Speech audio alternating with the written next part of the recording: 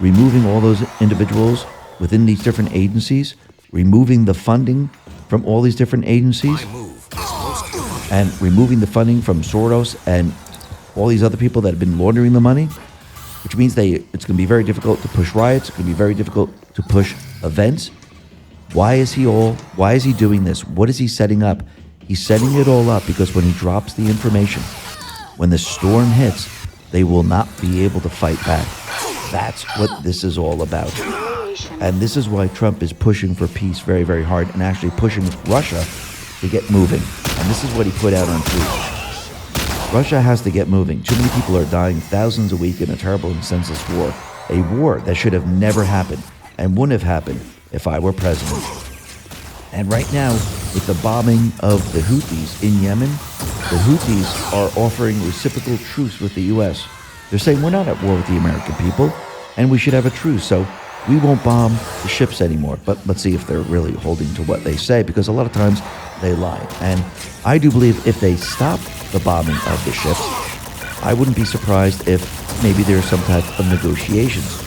Just like Trump is trying to negotiate with Iran, and we know that Iran is actually controlling the Houthis. So this is going to be very interesting moving forward.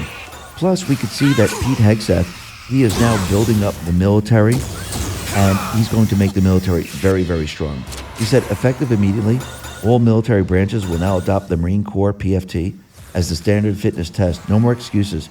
If you're in uniform, you're running 3 miles. And yes, that includes you, Navy. We got tired of hearing chiefs run the Navy when they can't even run 3 miles. So now, if you can't do it, you're no longer in the armed forces. That's the way it was. There's no special circumstances. You must be able to do this because, again, when you're at war, the other side's not going to care that you took the easy way out. Actually, I think we all know what's going to happen to those people that took the easy way out that can't run 3 miles. They're the first ones to be eliminated during a war. But Trump, he did say something that is very, very interesting. And I do believe this message is to the deep state players and all those people that would like to do us harm. Because remember what he's doing right now. He's removing their ability to see the intelligence, to get the funding, and to do us harm. And I do believe as he starts to produce the classified information, which it's already started, he knows that certain bad actors, part of the deep state players, they will try to push some type of an event or war. And I do believe this is why he sent this message out right now. He said, we have very powerful weapons. This country is very powerful. It's far more powerful than people understand. We have weaponry that nobody has any idea what it is. And it is the most powerful weapons in the world that we have, more powerful than anybody. Not even close. Nobody's going to do that. So we let the deep state players know, I know where the weapons are. I know how powerful they are. If you try to do something, we can destroy you in a second.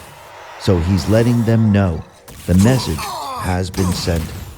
And it looks like RFK Jr. has sent his message to Big Pharma and sent the message letting them know those days of pushing these vaccines, they're coming to an end. So Health and Human Services Secretary Robert F. Kennedy Jr. declared that the federal government will identify the root cause of America's spiraling autism crisis by September, following an unprecedented research initiative ordered by Trump. So they launched a massive testing and research effort that's going to involve hundreds of scientists from around the world. And they're going to find out why all of a sudden, when we used to have 1 in 10,000 children that had autism, now it's 1